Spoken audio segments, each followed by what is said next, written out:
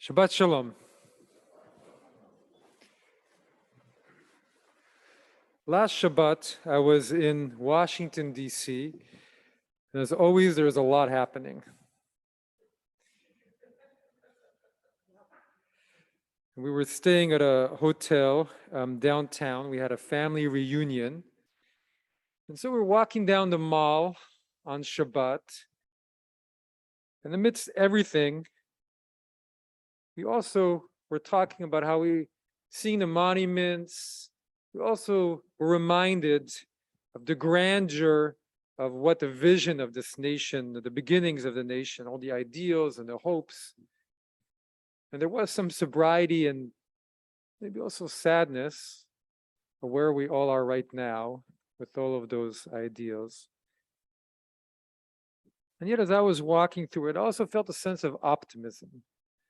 And I felt in the goodness that even a minority of people, even if a small group of people, they can make themselves into a light in our world. What a difference that makes to transform, to heal, to uplift, and not to lose hope. Our Torah, this portion this morning is Behalotecha et hanerot. And Moses is talking to Aaron about the lighting of the menorah. So Moses was speaking practically when you light the menorah. We've also always seen it in a symbolic way. What does it take to become a menorah? What does it take for all of us to become a shining light to all others? How do you make yourself into that light to affect a change in the world? So in Proverbs we say, Ner Hashem Nishmat Adam, that the light of God is the soul of man. That when our souls are lit, then that becomes the light of God shining in the world. So how do we do it? Rabbi Nachman, a Hasidic master, he teaches what we have to do is to sanctify our eyes, sanctify our nose, sanctify our ears, and sanctify our mouth. Just like the 7 lamps of the menorah, to radiate light. So what does that mean? So he says, to be a light in the world versus our eyes. We need to work on how we see and how we perceive the world around us. And our eyes in Torah are connected to the power of our desires. As it says in the 3rd paragraph of the Shema, do not go about your own heart and your own eyes, after which you will go astray. So what does that mean? When we see something that is not ours and we desire it and we say, this has to be ours. On some level, this is part of being a human being. But if we spend our whole lives running after our desires, then we're too self-involved. We can't go and be a light unto another person if all we're doing is following after what we each want. A desire is never satisfied. And we're too busy trying to light the fire within our own selves that will never burn as we wish. In the book of Kohelet, King Solomon, right, the king who had absolutely everything, he talks over and over about how futile it is to try and satisfy that light. And so Rabbi Nachman, he connects the eyes, or the sanctification of the eyes, to avarice, to gluttony, to lust. He says we're not supposed to destroy those lamps. We're just supposed to sanctify it, to refine them, make it to a higher purpose. And then we are to sanctify the nose in Judaism. So what is a nose? A nose is connected with anger. Because whenever the Torah talks about God being angry or about anger in general, the expression it uses is that the nostrils were flaring.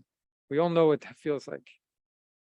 And so yes, anger is part of life, but if we spend our whole lives angry at others, at those who believe differently, then who's being hurt? Who is being harmed? Is it us or them? When Moses saw an Egyptian striking a Hebrew and he got caught up in anger and killed the Egyptian, he had to flee to Midian. We don't know what would have happened if Moses had not done that. Could there have been a different plan that would have ended this slavery earlier for the children of Israel? And later in anger, he breaks the commandments, he hits the rock.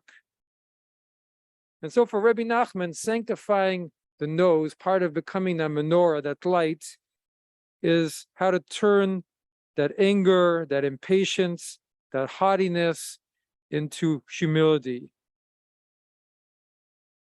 He talks about how anger is what makes us lose control and how enticing it is because it makes us feel individually powerful, but that it also closes down communication because we're certain we know that what we believe is right. And passion is so important, but anger makes us lose our even mind and our impatience grows. And another Hasidic teacher, Rabbi Levi Yitzchak Abereshev, says, anger cuts us off from our very soul. We become so haughty with righteousness, we become blinded, and anything can happen.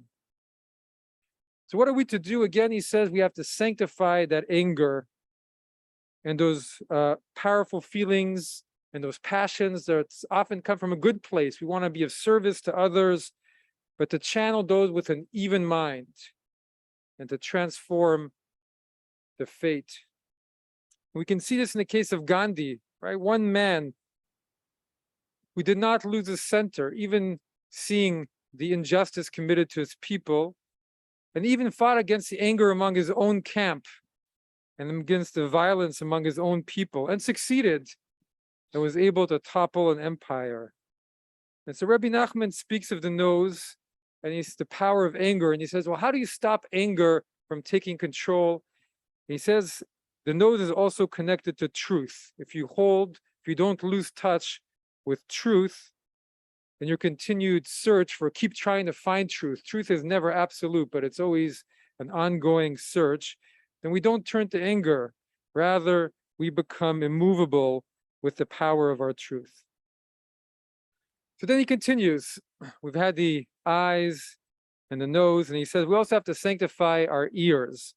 So what is the ears? The ears, he connects to all the busyness in our minds. How can we be a light when our minds are so busy with stuff? And we live in a world where we know that all too well, from the radio to our phones, to the internet, to social media, there's so much chatter entering into our minds, into our beings.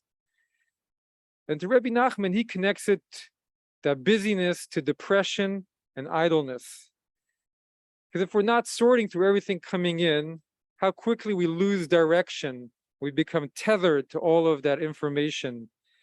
About a month ago, my wife, Rachel, she decided to do a phone detox. And she said it was actually really challenging to do it and to not have all of those connections and that constant stimulus of information. But after a few days, she also shared how focused she felt and how everything was a lot more immediate. And we cannot bear to be idle. It's so hard for us in our day and age to just be silent and within ourselves. And how quickly that silence makes us restless. And then we turn back and our minds follow the stories in the news for hours long, and our days become diffuse and our precious moments are wasted. And even more, he connects it to depression. He says all of that comes in easily brings us down. And we feel depressed and we feel hopeless at the state of all the issues. Even when we know that there's nothing we can do, we have no power to act in so many of those cases. And so Rabbi Nachman says it's a mitzvah to be happy always, to always raise your mind, always be happy. And it's hard for us, but even more so how hard it was for him, living at a time when tens of thousands were being killed in pogroms and there was widespread poverty. So we have the power to choose what we do with all of those inputs in our lives.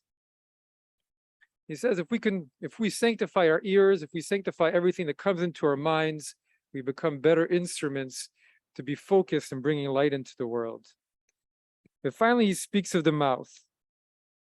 And Judaism has, as we know, such an extensive thought and ideas about the power of our speech to make an impact. And speech is what differentiates in Jewish thought from animals. Human beings are considered in Kabbalah to be the medaber, those who speak. So it makes us uniquely human. And we know God created the world with speech. And speech is not only about communication, it's about creating. And we emulate the divine by creating. And so we can use that power of creation and create powerful emotions for good and for bad. As we know, one thought that's communicated with carelessness can destroy our reputation, create malice, hurt another person. While on the other hand, sharing good words about a person lifts them up, makes them feel valued and loved. And we live in such a period of uncheckered speech. On social media, a person's thoughts are just magnified, reaching multitudes. And we're only beginning to understand the emotional effect it has on all of us, and especially on our youth, on the health of our society as a whole. So Rabbi Nachman speaks of slander and gossip and how it corrupts. But if we sanctify that power of our speech, we can also use those same platforms to uplift, to inspire, and to use the power of speech and words to connect and bind together, and to lift strangers up, to lift people we haven't met, and to educate each other about the plight of people across our planet. So this is what we are to do for Rabbi Nachman. The work begins within our own selves. We sanctify the 7 branches of our menorah: our eyes, our nose, our ears, our mouth, our anger, our haughtiness, our desires, creating space between what enters into our minds, using our speech to empower and not to create more hate. So last Shabbat, as I was standing on the mall, walking down, seeing protests, seeing everything happening, I thought how empowered we'd be in all of this work if we could do all of this to bring light into our broken world, the light of humanity, the light of hope, the light of peace, the light of God. Shabbat Shalom.